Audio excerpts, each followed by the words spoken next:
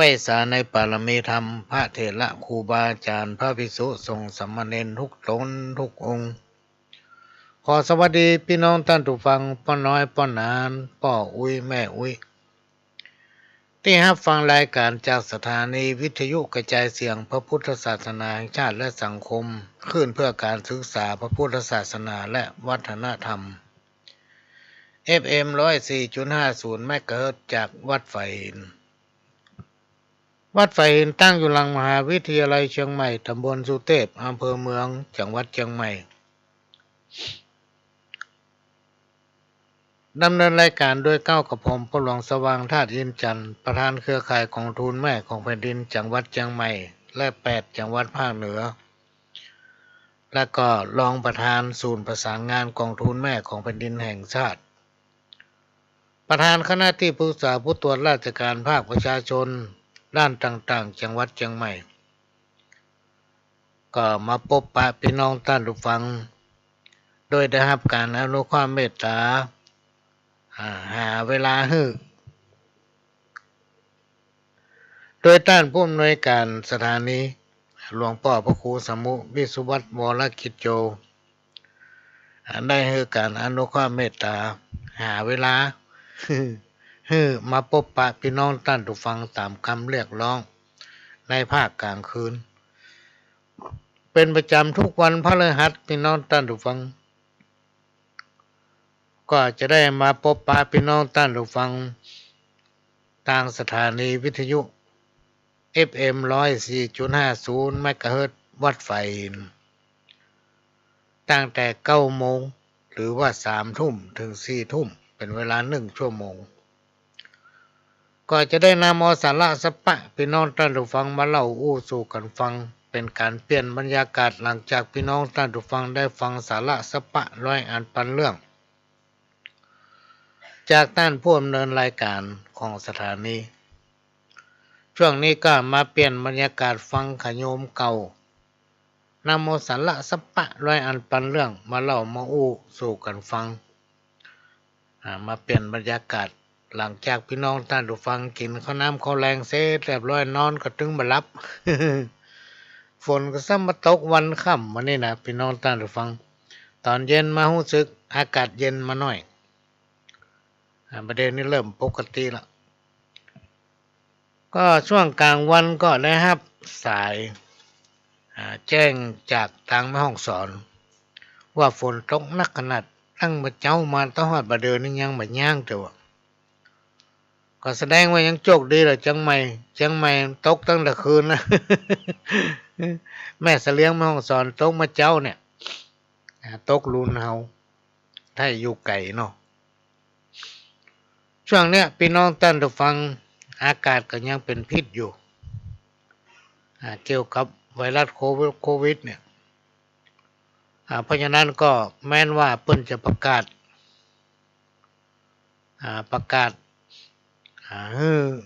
โรคไวรัสโควิดเป็นโรคประจำถิ่นแล้วก็เวลาเขาไปที่ไหนเนี่ยถ้าที่คนบ่หลายนะอย่างสวนสาธารณะไปห้างนี่ที่คนบ่หลายบ่นักก่อนไปใส่แมสก็ได้แต่ถ้าเอาไปที่ไหนคนหลายเนี่ยพี่น้องท่านฟังเพื่อสุขภาพของตัวเก่าเพราะว่าไวรัสโควิดเนี่ยมันยังมีอยู่มันจะอยู่กับเฮาไปทำเมินพี่น้องท่านฟังมันจะกลายพันธุ์เป็นนั้นเป็นอันนี้ไปเลยเพราะฉะนั้นสิ่งที่เฮาลาสาไปได้ก็คือแมสปิดหูดังปิดจมูกอันนี้ก็เพราะฉะนั้นพี่น้องท่านฟังถึงบอกล่ำจะไปไหนเพราะว่าเฮาขี้ค้านใส่ มันหายใจยากอากาศเป็นพิษโควิดแพร่หลายเป็นอันตรายยากจักได้ตายเท่าพี่น้องเอาหน้าดำกำเศร้ากระเป๋าบางเบาตัวทิศจักเปิ้งภายในบ่ได้สักนิดอิดใจแต่เจ้านอไหนห้องก็ทุกข์ยากน้ำตาปอไหลอยู่บ้านบ่ได้กินก้าไข่ต้มนักแกเนอะมาเดี๋ยวนี้อันยังก็แปลงพี่น้องท่านผู้ฟัง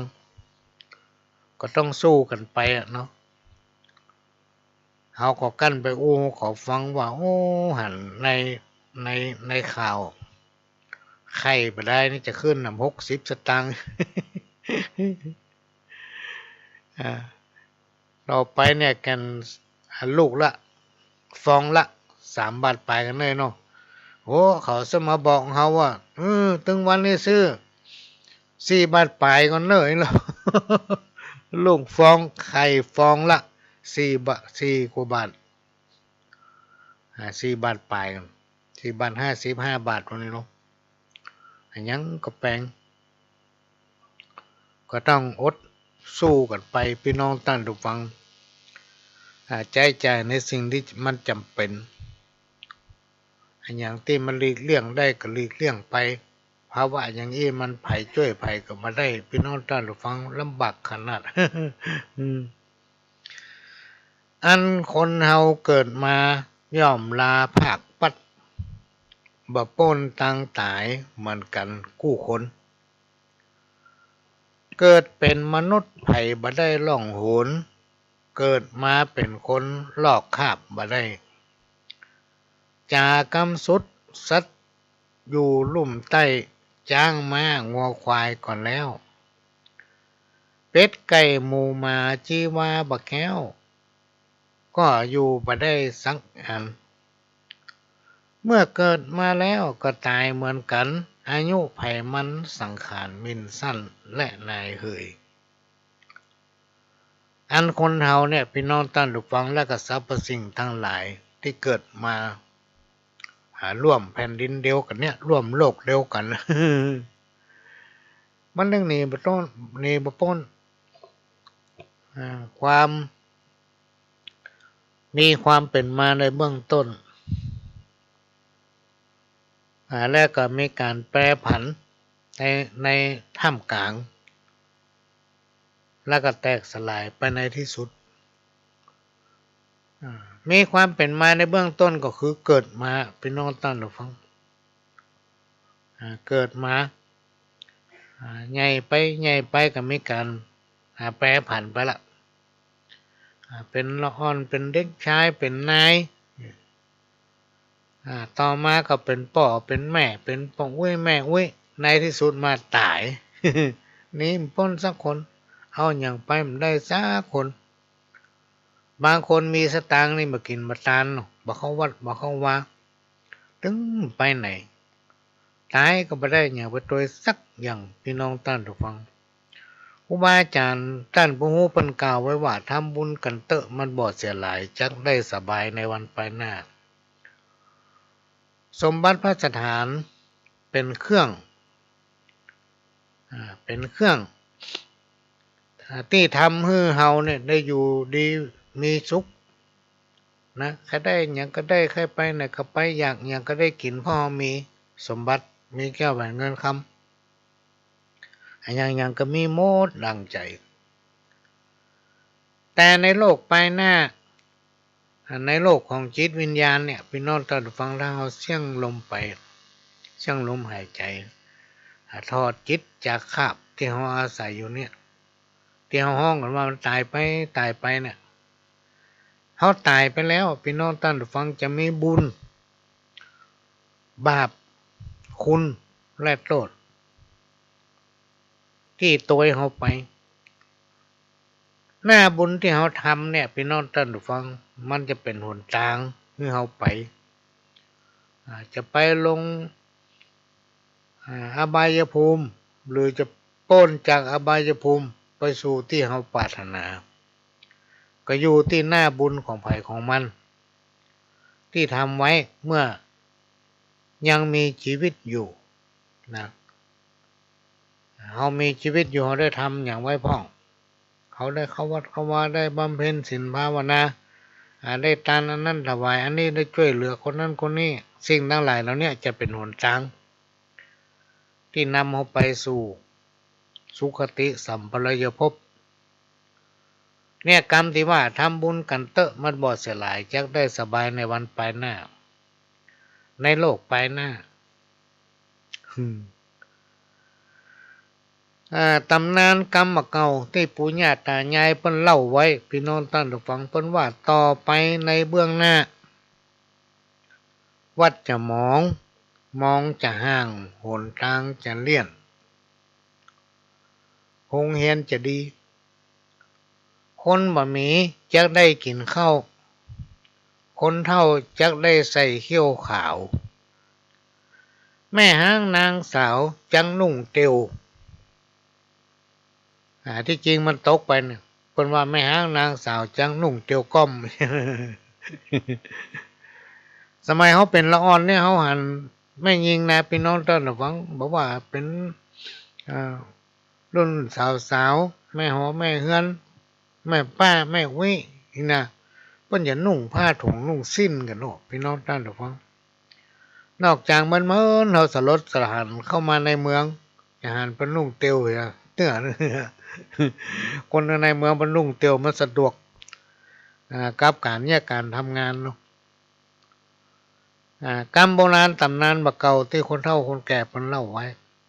ว่าในอนาคตไปหน้าเนี่ยแม่ห้างนางสาวจังนุ่งเตียวก้อมจังนุ่งเตียวปลาเหี้ยวจังเหมือนปอยปลาเหี้ยวจังเหมือนปอยสมัยเมื่อตะก้อนเนี่ยพี่น้องท่านผู้ฟังปลาเหี้ยวมันเป็นปลาแท้ๆหรอกเป็นปลาแท้ๆเป็นหนึ่งห้องว่าปลาเหี้ยวไงจะอยู่ไกลบ้านแต่ประเดี๋ยวก็ลองไปพอเด้อปลาเหี้ยวเหมือนปอยอ่ะ ปันดับปันดาเมียนสับปะปลาเหี้ยวบางที่พอจำเหลือคนไปลู่อยู่เพราะอย่างในปัจจุบันเนี่ยคนมันนักพี่น้องท่านผู้ฟังคนมันเพิ่มมาขยายไปมันมีที่อยู่อาศัยก็ไปแปลงบ้านแปลงจ้องแปลงกระต๊อบอยู่ตำแวดปลาเหี้ยวล้ำเข้าไปไปติดของปอนเท่าละสมัยก่อนนี่ถ้าโอ้ถึงปลาเหี้ยวไปถึงไปใกล้ปลาเหี้ยวคือสุสานนี่นะมันเป็นป่าแท้ๆดอยภูเขาดอยหรือภูเขาจักล้านจังหัวโล้นนะพ่อเขาฟันไม้ ฟันไม้ใหญ่หมดไม้อันใดที่บดีแปลงไม่แป้นบดีเอาแปลงไม่ตรงไม่แหวงก็เอาไปเผาถ่านนี่ซอยในหัวล้านคนขี้ข้านจะได้กินดีคนขี้ข้านจะได้กินดีคนบักให้นอนเสื่อสัตว์ในยุคปัจจุบันเนี่ยพี่น้องท่านฟังคนบักให้นอนเสื่อสัตว์และตูบกาดจักเต็มบ้านเต็มเมืองตูบกาดเนี่ยจะเต็มบ้านเต็มเมืองน้ำเหมืองจักเหือดแห้งงัวควายบะแพร่คนเฒ่าคนแก่บ่มีไผไปเอวหาปูปลาจังหนีน้ำคนเฮาตั้งหลายจักเอาน้ำตกและถ้ำเป็นที่เอวที่จุมคนจักจุมนุมกันเป็นกลุ่มเป็นก้อนบ้านเมืองจักเดือดร้อนละอ่อนสอนเขาบ่ฟังกรรมในอนาคตคนใจดำจะมีทั่วไป คนใจดำจะมีนักขึ้นคนจะเป็นเหมือนผีจะเป็นเหมือนเปรตเข้าบ่มีต่ำถนนหนทางบ่มีไผเตียวคนจักเหาะซานมาบนดินน้ำบ่อจักออกบนเฮือนเครือเขาจักลอยบนอากาศคนทั้งหลายจะมีหูทิพตาทิพคนจะดำดินและบินได้จักมีในเบื้องหน้าอันนี้เป็นกรรมที่ปู่อุ้ยแม่อุ้ยเป็นอู้ไว้กล่าวมาอู้หูฟัง ก่อนที่จะนำเอาสาระเอินมาอู้ก็จะอ่านข้าวแห่กรรมยกมือสาวันตากราบน้อมข้าจักแต่งซ่อมเฮือเป็นกรสารตามพระภูบาลบอกจีคนเฮาเกิดมาในโลกใบนี้มันบัดเที่ยงมันตีขาความสุขความทุกข์มันมีถมหนาความตายนี่ถึงบ่พ้นเกิดแก่เจ็บตายวุ่นวายแต่ไส้บ่มีคนใดหลีกพ้นห้องเป็นเศรษฐีมั่งมีแต่ต้นเดิมทีวาระสุดท้ายต้องตายเป็นผีเหลือสิ่งที่มีความดีต้องอันพี่น้องทั้งหลายอย่าได้คิดสั้นเป็นหนทางพ้นทุกข์ถึงตัวเฮาตายร่างกายม้วยมุด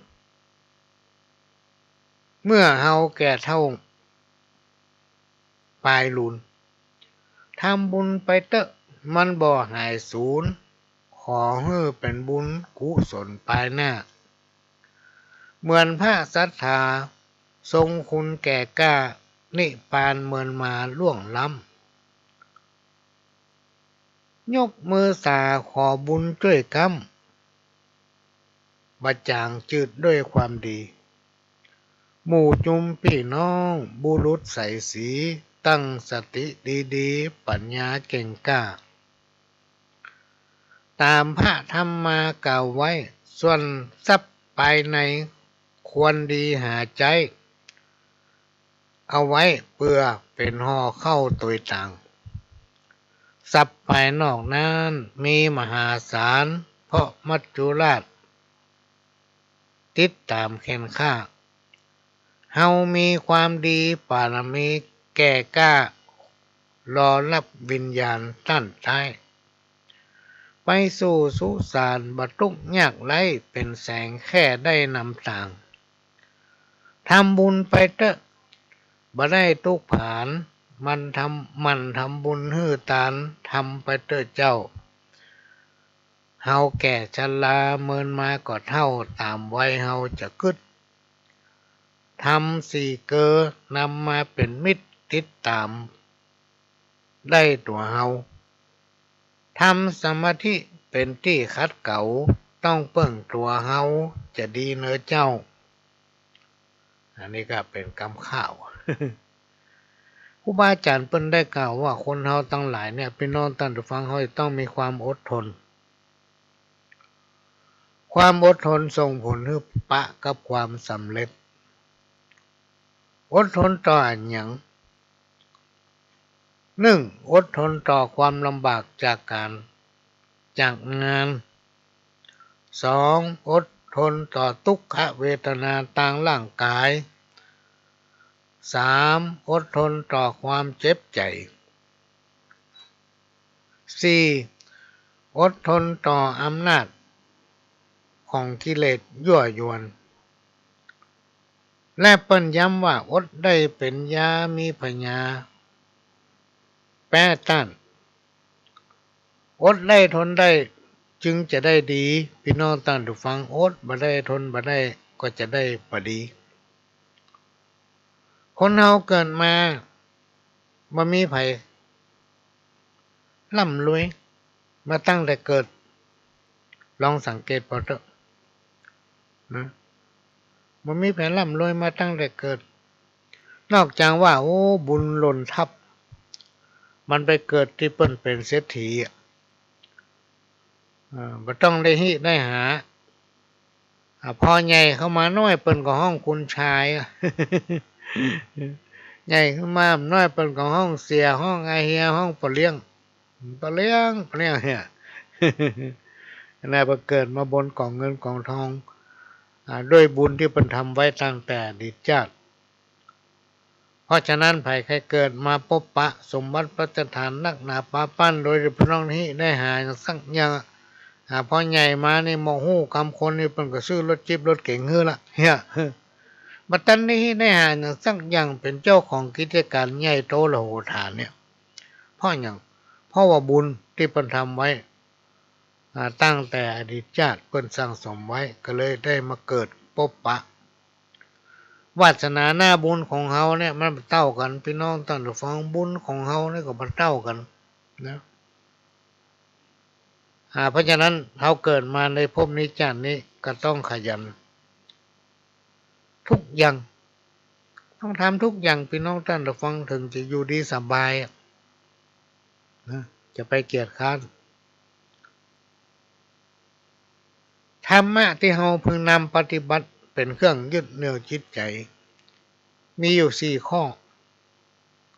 1. ทาน 2. ปิยวาจา 3. อัตถจริยา 4. สัมมานัตตาอันเนี้ยสมัยก่อนครูบาอาจารย์เวลาเพิ่นไปไหนเพิ่นจะไปอู้ปิยวาจาฮื้อปันสิ่งของแก่คนที่ควรฮื้อแล้วก็ยังข้อ 1 ทานเนี่ยพี่น้องท่านผู้ฟังทานของที่มีประโยชน์ฮื้อทานของที่เพิ่นเอาไปใช้ได้ถ้าเป็นพระสงฆ์องค์เจ้านี่ก็ทานด้วยปัจจัย4 ประการทานด้วยความจริงใจบ่ได้ทานแล้วไปห่วงหานะโอ้แต่ก่อนอีแม่เป็นโตมาทาน3 สายไม่ไหนเหียเนี่ยทานแล้วห่วงหาบางผู้บางท่านเขาจะเขียนชื่อบนติดศาลานะโอ้จะไปเขียนติดเนี่ยถ้าเขียนติดมาทานนำซ้ำเหรอบ่เขียนนำซ้ำอันนี้อู้อยู่ฮะนะตะก้อนเขาก็หอม200ฮะอู้อยู่ฮะนะนี่ไปเจ๊ตานนะปิยวาจาฮื้อปันสิ่งของแก่คนที่เขาควรฮื้อของที่เปิ้นเอาไปใช้ได้เอาของดีๆฮื้อเปิ้นอันนี้ก็ได้บุญอัตถจริยาเจรจาที่อ่อนหวานหรือว่าอู้ในสิ่งที่ดีๆสิ่งที่บ่ดีจะไปมาอู้นะถ้าจะกึดอย่างก็กึดในสิ่งที่ดีๆสิ่งที่บ่ดีจะไปกึดมันปวดหัวสมานัตตาความเป็นผู้มีตนเสมอต้นเสมอปลายนะบ่ถือตัวฆราวาสเฮาถ้าต้องการอยู่ดีมีสุขควรปฏิบัติตนด้วยหลักธรรมของการครองเรือน4 ประการ 1. สัจจะคือมีสัจจะคือมีความซื่อสัตย์ต่อกันและกันข้อที่ 2 ธรรมะฮู้จักข่มจิตของตนเองฮู้จักข่มจิตข่มใจของตัวเก่านะใจเป็นผู้บังคับบัญชาถ้าเราอยากได้อย่างก็แล้วแต่ในภาวะเศรษฐกิจอย่างนี้ให้ข่มใจไว้ข่มจิตไว้เบาอยู่แบบพอเพียงแล้วเราจะอยู่ได้ข้อที่ 3 ขันติคือมีความอดทนต่อทุกสิ่งพี่น้องท่านผู้ฟังอย่างที่กล่าวมาตะกี้ข้อที่ 4 จาคะมีความเสียสละฮื้อปันสิ่งของที่ควรฮื้อนะฮื้อปันสิ่งของที่ควรฮื้อบ่ใช่ว่าเอาของบ่ดีไปฮื้อเปิ้นนะทุกอย่างพี่น้องท่านผู้ฟังเขาต้องฮื้อในสิ่งที่เปิ้นจำเป็นจะต้องใช้บ่ใช่ฮื้อไปแล้วเปิ้นใจบ่ได้มันก็ไร้ประโยชน์ค่ามันก็บ่เกิดอันนี้ฝากไว้เป็นข้อปฏิบัติในการครองเรือนธรรมะที่ควรนำเป็นข้อปฏิบัติประจำวันนะใกล้จะเข้าพรรษาแล้วก็จะมาอู้ฟังอีกน้อยนึงเพื่อท่องจำไว้เถอะก็คือพรหมวิหาร4 มีเมตตาความรักใคร่กรุณาความสงสารมุทิตาความพอยินดีข้อสุดท้ายก็อุเบกขาความวางเฉยเนี่ยพี่น้องท่านผู้ฟังทั้งหลายเพื่อจำไว้ท่องไว้ในใจนั่นใกล้จะเข้าพรรษาก็จักชวนลูกเต้าเหล่าหลานเข้าวัดพี่น้องท่านผู้ฟังอยู่ใกล้วัดไหนให้เข้าวัดนั้น สิ่งไหนที่มันบดีก็ไปช่วยกันเพี้ยวกันพัดก่อนจะเข้าพรรษาเนี่ยปากันไปวัดอันไหนที่ช่วยกันทนุบำรุงได้ก็ช่วยกันทำไปอันไหนที่มันรู้มันเสียมันซ่อมก็ได้ก็ซ่อมกันไปช่วยกันไปคนละไม้ละมือช่วยกันเพี้ยววิหารเพี้ยวศาลาเพี้ยวลานวัดเพื่อให้กำลังอกกำลังใจหลวงพ่อเปิ้นพี่น้องท่านผู้ฟังหลวงพ่อเปิ้นอยู่วัดพระเน้นอยู่วัดเป็นทุกเจ้าอยู่วัดนี่มันจะอยู่ได้ง่ายๆนะครับพี่น้องท่านผู้ฟังถ้าผ่าใครหู้ลองไปบวชพอกะถ้าคนมีบุญก็จะได้บวชนะพี่น้องท่านผู้ฟังต้องคนมีบุญก่อนถึงจะบวชอยู่วัดได้ถึงวันเนี่ยเป็นครูบาอาจารย์เนี่ยพระสงฆ์องค์เจ้าจะต้องเอาใจศรัทธาพี่น้องท่านผู้ฟังโดยปกติแล้วพระสงฆ์องค์เจ้าเถระครูบาอาจารย์เนี่ยถ้าผ่านไปนิมนต์เปิ้นขึ้นกระดานไว้แล้วเดือนนั้นวันที่นั้นจะไปหั่นคนนี้มานิมนต์ไว้พี่น้องพอถึงเวลามาคนตำหิมวัดนั้นมาบอกโอ้ตุลุงหนูข้าเจ้าผมพ่อจะทำบุญวันฮือเนอะเนี่ยก็เปิ้นนิมนต์ไว้เปิ้นเขียนติดกระดานไว้หั่นล่ะมันต้องฟังเอาอยู่นี่กำนี่เอาเป็นศรัทธาวัดนี่จะไปตั้งเปิ้นก็ตามใจก็โคตรทุกเจ้า พี่น้องท่านผู้ฟังก็ต้องพิจารณาไปเถอะว่าพระสงฆ์องค์เจ้าครูบาอาจารย์เปิ้นเนี่ยเปิ้นเป็นตนมีสัจจะนะฝนตกฟ้าห้องถ้าเปิ้นรับปากว่าจะไปเปิ้นถึงไปจนได้บ่ว่าจะมีอุปสรรคอย่างก็แล้วเปิ้นต้องไปเพราะเปิ้นรับคิดไว้แล้วตัวจะไปดื้อแพ่งไปโคตรเปิ้นโดยเฉพาะถึงวันนี้นะพี่น้องท่านผู้ฟังตำหาเนี่ยมันเขียนสปฏิทินตัวน่ะ พี่น้องศรัทธาหาวันคนเดียวบ่ไปหาพ่ออาจารย์บ่ไปหาสมภารเจ้าวัดไปปรึกษาไผพอในปฏิทินแล้วก็ไปนิมนต์ละไปบอกให้พ่ออาจารย์เพิ่นถ้าบ่ได้โคตร ก็ตัวไปหาวันคนเดียวยิ่งในยุคปัจจุบันเนี่ยพี่น้องท่านฟังเป็นยุคที่มักง่ายสมัยตะก่อนนี่เวลาเปิ้นจะนิมนต์พระสงฆ์องค์เจ้าครูบาอาจารย์นี่เปิ้นแปลงสวยดอกหรอกถ้าเขาจะเต้ทำก็เอาสตางค์ไปใส่ในซองอันนี้เป็นสวยดอกอันนี้เขียนเนี่ยปูจาทำขอนิมนต์ตุลุงก็ดีหลวงพ่อก็ดีไปบ้านเอาทำไปผูกนึ่งเพิ่นเอาสวยดอกไปแล้วเอาปัจจัยไปปูจาทำหรอกในยุคปัจจุบันนี่ไปนะวัดนั่งอยู่หัวคันไดจิ้มโทรศัพท์หาอันวันผูกกาวันนั้นวันนี้ขอนิมนต์เอาทำมาตัวพุ่งเนี่ยง่ายขนาดมาเลยทำให้คนเราตั้งหลายนะมักง่ายนะสมัยโบราณแต่ก่อนปัจจัยโบราณละพี่น้องท่านผู้ฟังนับตั้งแต่ปี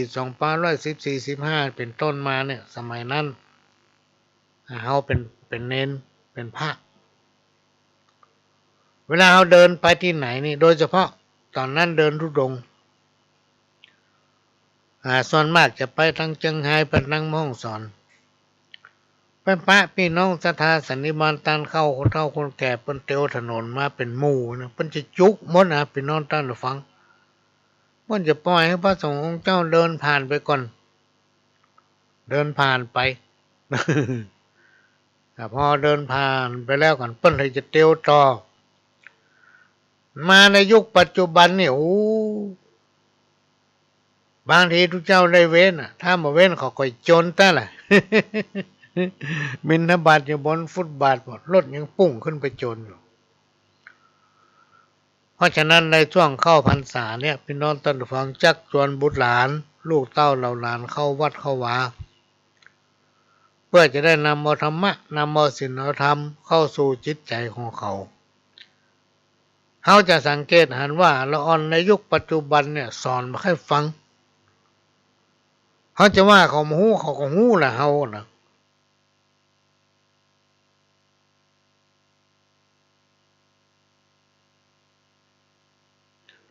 บางอย่างเนี่ยเขาหู้หมดเมื่อมันหู้นักไปเหลือป้อนและแม่พี่น้องตาดูฟังจิตใจก็เลยห่างเหินจาก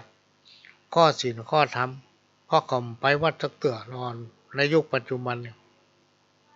นะเมื่อเขาไปวัดเขาจะได้เรียนรู้เขาจะได้หาประสบการณ์ว่าโอ้วัดเนี่ยเข้าภาษาออกภาษาเป็นอย่างอีโลวันศีลวันธรรมเป็นมีอีโลไป10 เตื้อเขาจะหู้10 เตื้อโดยเฉพาะศีล5 ข้อเนี่ยพี่น้องท่านผู้ฟังที่เปิ้นรณรงค์กันนำเอาศีล5 ข้อมาประยุกต์ใช้กับชีวิตประจำวันนะก็จะเกิดความสงบเสงี่ยมอ่อนน้อมถ่อมตนบ่เย่อหยิ่งบ่จองหองนะผู้ใดมีศีลเนี่ยจะบ่ดูหมิ่นดูแคลนคนอื่นนะคนเฮาเนี่ยพี่น้องท่านผู้ฟังยิ่งในยุคปัจจุบันเนี่ยมันหู้ทันกันหมดเป็นคนที่ฉลาดมีภูมิปัญญาหมดแต่ว่าจิตใจเนี่ยมันห่างเหินจากศีลจากธรรมเขาจะวัดจากไหนว่ามันห่างมาห่างพี่น้องท่านผู้ฟังก็ลองติดตามข่าวดูจิตใจคนเฮาถึงวันเนี่ยความโกรธความมีทิฐิความกระด้างกระเดืองอย่างตั้งหลายแล้วเนี่ยมันมีหิมคอนี่แล้วพี่น้องท่านผู้ฟังลองดูข่าวดูคู่กันไปคู่กันมาก็เดียวทำร้ายร่างกายกันละ สิ่งที่บ่ดีทำก็ทำเปิ้นปะคนเฒ่าคนแก่ที่ไหนเปิ้นไว้ทำตัวอ่อนน้อมเป็นที่ฮักแก่คนทั้งหลายในยุคปัจจุบันอมิตแรงเป็นคนเฒ่าได้ติดตามข่าวได้ฟังข่าวหนึ่งคนชราอายุจะเป็น90 กว่าละก็ยังไปแต่งเปิ้นเพื่อซกสิงเอา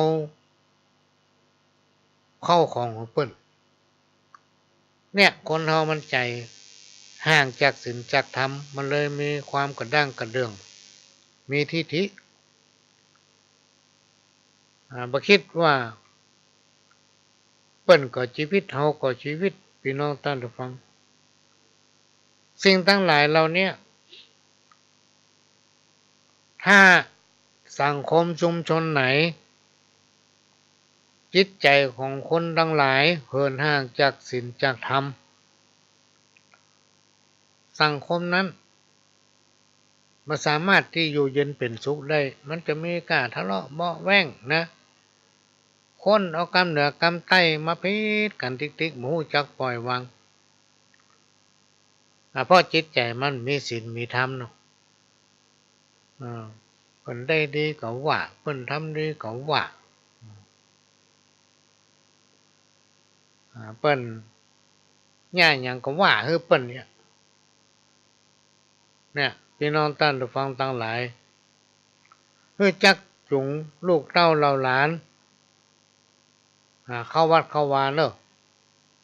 เข้าวัดเข้าวาในช่วงเทศกาลพรรษานี้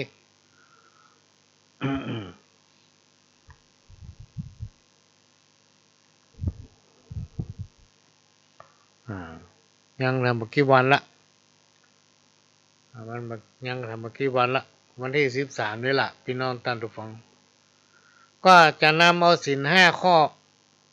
เอาง่ายๆเพราะเวลาเหลือประมาณ20 นาที ข้อ1ป่านาเนี่ยพี่น้องท่านผู้ฟังเว้นจากการฆ่าสัตว์ตัดชีวิตและการเบียดเบียนคนอื่นอันนี้แม่แดงเนาะฟังอยู่แม่แดงฟังอยู่อายุมันยืนยาวเจ็บเป็นยังก็หายเนอะแม่เนอะมือเจ็บเป็นยังตลอดพรรษาเนี่ยไปวัดเอาศีลเอาธรรมมาบอกลูกสอนหลานเพราะลูกเต้าเขาต้องมีโอกาสได้ไปวัด ขายของขนาดเข้ามีเวลากินเนาะปานานี่เว้นจากการฆ่าสัตว์ตัดชีวิตและการเบียดเบียนคนอื่นผลของการฆ่าสัตว์ตัดชีวิตเบียดเบียนผู้อื่นเพื่อเขาได้รับความทุกข์ยากเดือดร้อนนะและก็บ่ให้ใจความรุนแรงต่อคนเปิ้นเตือนเปิ้นสอนไว้ว่าบัดใจความรุนแรงต่อคนบัดใจความรุนแรงต่อสิ่งที่มีชีวิตรวมไปถึงบัดทำลายสิ่งแวดล้อมหรือธรรมชาติผลของกรรมที่เกิดจากการกระทำมันมีพี่น้องท่านฟังมันมีลองตองพอเนอะครูบาอาจารย์เปิ้นกล่าวไว้ว่าไผทำอย่างใดจะได้อย่างอันไผแต้นไผถึงบ่ได้นะ ไผทำก็คนนั้นได้นะเพราะกรรมเกิดจากการกระทำของตนเองอันนี้คือศีลข้อที่หนึ่งศีลข้อที่สองอทินนาเว้นจากการลักทรัพย์หมายถึงบำปรารถนาสิ่งของทรัพย์สมบัติที่ได้มาโดยบ่ชอบมีการวางแผนและใช้อำนาจช่อโกงเบียดเบียนผู้อื่นครูบาอาจารย์กล่าวไว้อย่าได้คิดเด็ดขาดคิดเอาของเปิ้นมาเป็นของตัวเก่านี่มันถึงบ่ดีบ่ดีแต่บ่ดีว่า พี่น้องท่านผู้ฟังเอาของเปิ้นมาเป็นของตัวนี่นะเกิดมันไปลักเอาของเปิ้นมาโดยที่เฮาก็บ่ฮู้สมัยก่อนประมาณปี2521-22เนี่ยมีคนที่เคารพนับถือกันคนหนึ่งเขาบ่ฮู้มีคนคนหนึ่งบอกว่าโอ้อีแม่เป็นนักอยู่บ้านจำเป็นต้องฟังปิกสตางค์การรถก็มีขอสัก200เตอะจะเอาจ้องใหญ่เนี่ยไว้ฮื้อหรอกแต่ก่อนมันจะมีจ้องใหญ่น่ะพี่น้องท่านผู้ฟังจ้องหรือว่าจ้องกระดาษสีแดงนะอันใหญ่ๆขอตังค์การรถ200เอาจ้องวางไว้ฮะวันหน้าจะมาตุยเอามันลักของเปิ้นมาแล้วมาจุ ไอ้คนนี้ก็เอาสตางค์ไป200แล้วก็จ้องอิงไว้ฮะ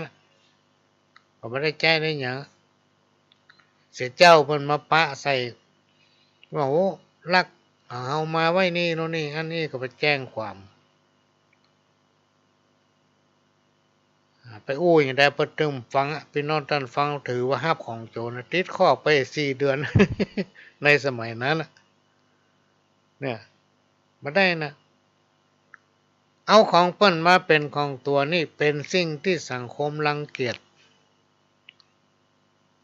มันเป็นการละเมิดในทรัพย์สินของคนอื่นที่บ่ใช่ของเฮา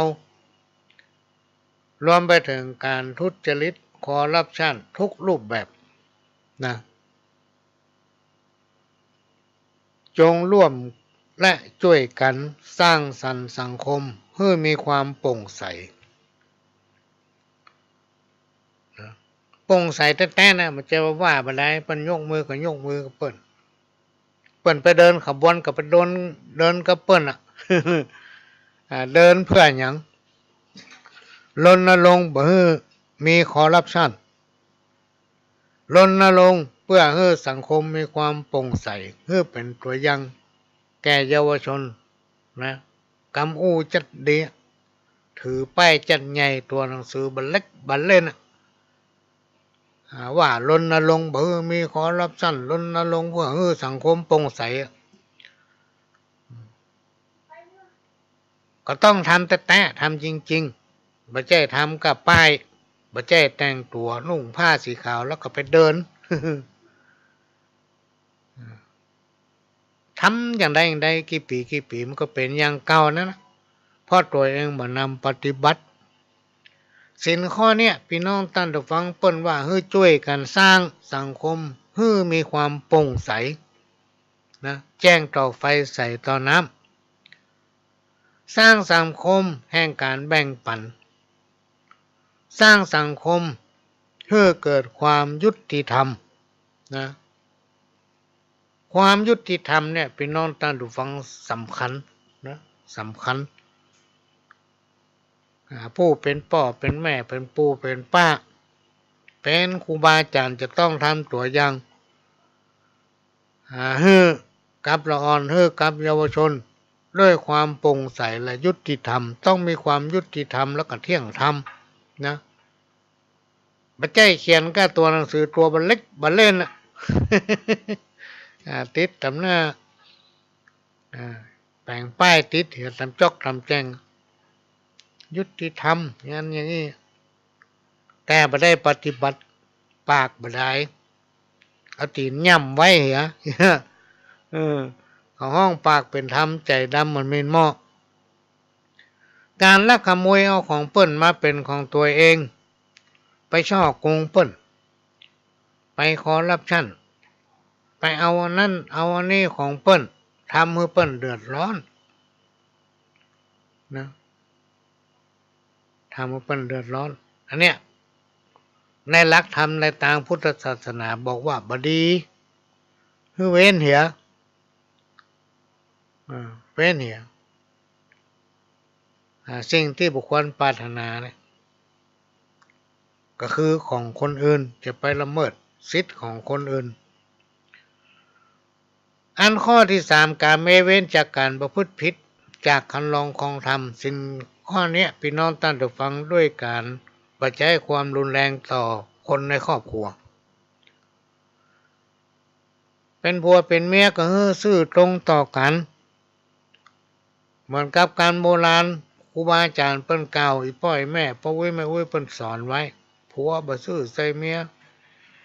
เมียบ่ซื่อใส่ผัวมีคำกล่องเต้าหัวก็มด ถ้าบ่ซื่อต่อกันหาความเจริญบ่ได้หาความเจริญบ่ได้พี่น้องท่านผู้ฟังกรรมคนเฒ่าคนแก่ปู่ย่าตายายเพิ่นบอกถ้าผัวเมียบ่ซื่อใส่กันนี่นะหิได้วาเนี่ยหิได้ศอกลงไปกำวา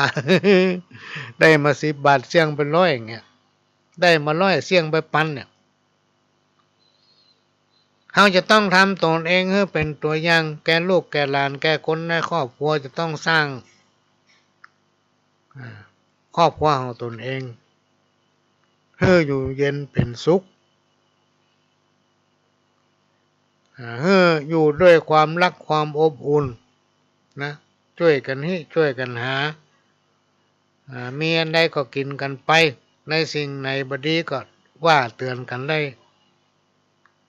ก็จะเกิดความอบอุ่นที่มั่นคงและก็ให้เกียรติเคารพซึ่งกันและกัน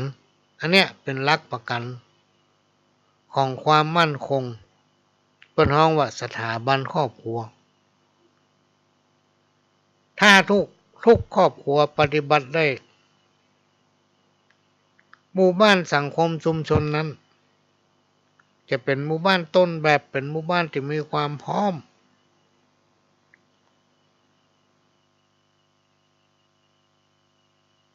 เนี่ยนำมาฝากไว้พี่น้องท่านผู้ฟังข้อที่4ก็คือมุสาให้เว้นจากการโกหกหลอกลวงนำเอาสิ่งที่บ่มีมาอู้ปั้นน้ำเป็นตัวยุแย่ให้เปิ้นพิษเถียงกันชอบอู้พูดปดตอแหลปิ้นปั้นชอบใส่ความคนอื่นที่กล่าวมานี้เป็นธรรมะขั้นพื้นฐานขยายความง่ายภายนำปฏิบัติได้ก็จะทำให้ตนเองบังเกิดความร่มเย็นมีความเจริญก้าวหน้าครูบาอาจารย์เปิ้นกล่าวว่าบอกว่าคนและผีสางนางไม้ก็จักคุ้มของรักษาคือพ้นจากความทุกข์ความยากและก็จักพ้นจากอุปสรรคปัญหานั้นไปได้ข้อที่5เว้นจากการดื่มน้ำเมาและสิ่งเสพติดหือโทษสิ่งข้อนี้มันทำให้คนเฮาขาดสติและก็ลืมตัวนะลืมตัวและยังเป็นสาเหตุให้เกิดการกระทำความผิด การเดินน้ำเมารวมไปถึงสิ่งเสพติดทั้งหลายสิ่งที่กล่าวมานี้นอกจากจะมีผลโดยตรงต่อสมองหรือสติยังมีผลต่อร่างกายและเป็นที่มาของโรคร้ายต่างๆสังคมรังเกียจอันเนี้ยพี่น้องท่านผู้ฟังเป็นธรรมะขั้นพื้นฐานก็คือศีลทั้ง5 ข้อ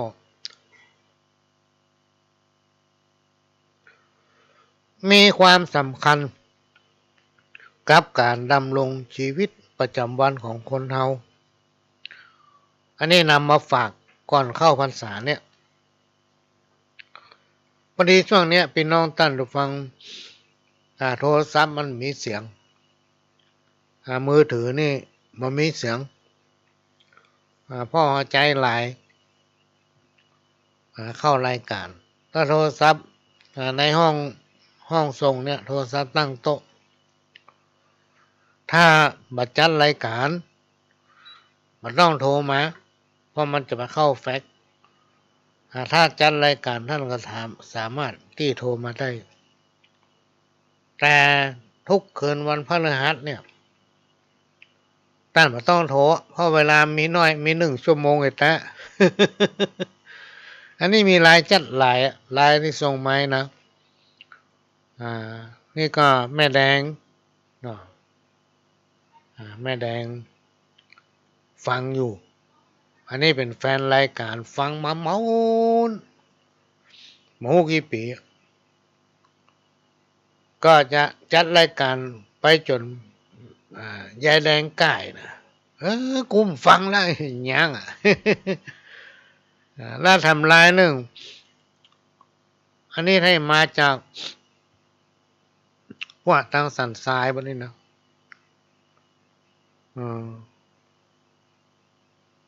ทางสันทรายฟังรายการอยู่นี่ก็ฟังมาเมา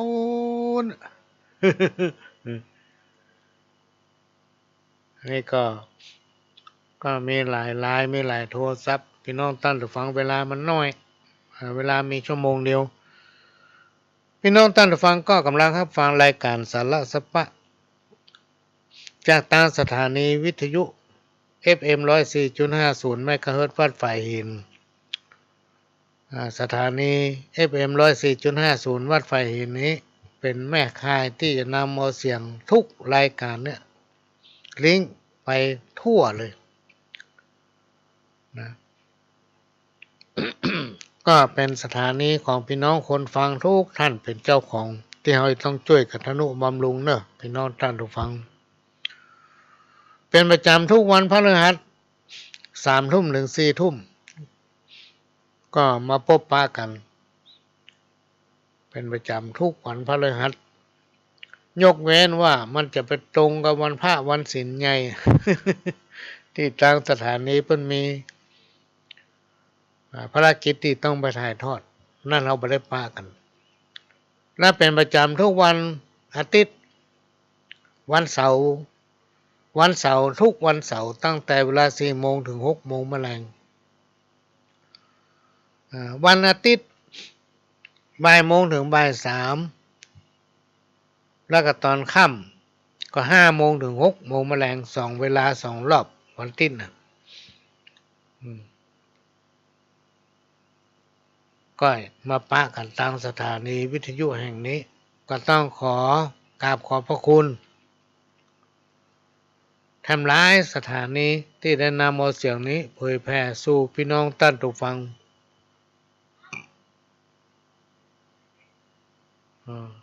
ต้องขอกราบขอบพระคุณเป็นอย่างสูงถ้ามันมีความจำเป็นอย่างพี่น้องท่านผู้ฟังก็จะพยายามมาพบปะพี่น้องท่านผู้ฟังเปิดบักขาดทางสถานีวิทยุแห่งนี้โดยเฉพาะวันเสาร์เนี่ย4-5 สถานีวันอาทิตย์ก็3-4 สถานีถ้ามีความจำเป็นพี่น้องท่านฟังก็จะพยายามมาแล้วเวลาในภาคกลางคืนเนี่ยครูบาอาจารย์ฟังอยู่ก็ต้องขอนมัสการกราบขอบพระคุณครูบาอาจารย์เถระ ตั้งแต่เจ้าอาวาสหลวงพ่อหลวงพ่อเจ้าคุณก็ติดตามรับฟังให้กำลังใจขโยมเก่าช่วงที่ไม่ได้จัดรายการโทรมาบ่นแต่จะว่าจะฟังเมื่อคืนสักคำไม่ได้ฟังเนาะ เงียบหายไปไหนว่าไม่ได้จัดเมินเพราะไม่ค่อยสบายเนาะช่วงก่อนเดี๋ยวนี้เริ่มมาละสนองศรัทธาก็ไหว้สากราบขอบพระคุณพระเดชพระคุณหลวงพ่อที่ให้กำลังใจขโยมเก่าก็กะว่าจะมาอู้นางวิทยุเนี่ยก็จนตายเพราะจนคนมาฟังนะใครก็ฟังกูก็ฟังมึงก็ฟังนะและขอกราบขอบพระคุณหลวงพ่อหำโตนหนึ่งนะมีโอกาสได้ปะกันที่น่าจะทำบุญทั้งสารปีเนี่ยพี่น้องต้านทุกฟังอันเนี้ยการป้อนหลวงสว่างนี่เรามาหันตัวประเดียวเนี่ยเนอะวะเขาฟังรายการป้อนหลวงมาตลอดมาเคยขาดเลยเนาะแล้วก็หายไปเหียช่วงแนวมาได้จัดรายการเมื่อคืนต้องขอสุมาภัยด้วยอันนี้ก็กำลังหาโอกาสหาเวลานะครับการอนุเคราะห์จากต้านผู้อำนวยการสถานีฮื้อมาชั่วโมงหนึ่งก็มาปะพี่น้องต้านทุกฟังในภาคกลางคืนนะหลายๆผู้หลายๆท่านเคยติดตามรับฟังรายการของพ่อหลวงบางเตื้อเมื่อคืนอยู่ด้วยกันถึงตี 1 ตี 2ว่าเมินมาละประเด็นนี้หวนปิ๊กมาแล้วเนอะแต่ช่วงแรกนี่มา1 ชั่วโมงก่อน3 ทุ่มถึง4 ทุ่มต่อไปนี่พยายามถ้ามันมีโอกาสเวลาว่างก็จะมาปะพี่น้องตั้นลูกฟังทำบันได้หายไปไหนบันได้หายไปไหนที่มันเงียบไปดักปิ้งไหลหาไหนก็ได้นั่นคือสถานีมันเสียสถานีมันลุกเพราะฉะนั้นพี่น้องตั้นลูกฟังทุกคนที่ฟังรายการนี้บอกว่าหลวงพ่อบอกว่าอีพ่ออีแม่พ่อน้อยพ่อนานตั้งก็เป็นเจ้าของสถานีมากันทุกคนเขาจะต้องช่วยกันทนุบำรุงเขาจะได้อยู่ด้วยกันมันจะได้ฟังกันไปมันแล้วประหลวงก็จะพยายามมาหลายๆชั่วโมงหน่อยมีได้ก็มาอู้หูฟังช่วงนี้ก็กล้าว่าจะจัดรายการอย่างวาตินี่อาจจะเป็นจ้อยละต่อไปทางหน้านี่นะวันเสาร์ก็คงจะเป็นข้าวกับสาระสัปปะสำหรับคืนวันพฤหัสแล้วก็จะอู้ไปเรื่อยเนี่ยพี่น้องท่านฟัง สิ่งไหนที่มีประโยชน์ก็ฝากไว้ประดับสติปัญญาสิ่งไหนที่มันเหลวไหลฟังแล้วมันได้เรื่องสักหน่อยละไปในวิทยุเนอะพี่น้องท่านฟังไปออกไป ตอนนี้เหลือเวลาทำ3 นาทีพระหลวงก็จะขออวยพรให้ป่อยแม่ให้พน้อยพนานให้ครูบาอาจารย์เจ้าจุตนจุองค์ที่ให้กำลังใจพระหลวงและทางสถานีมีความสุขกินข้าวลำนอนหลับมีโจกมีใจฝันดีเหมือนกันคู่คนจากกับผมพระหลวงสว่างท่าดินจันทร์ขอสวัสดีครับ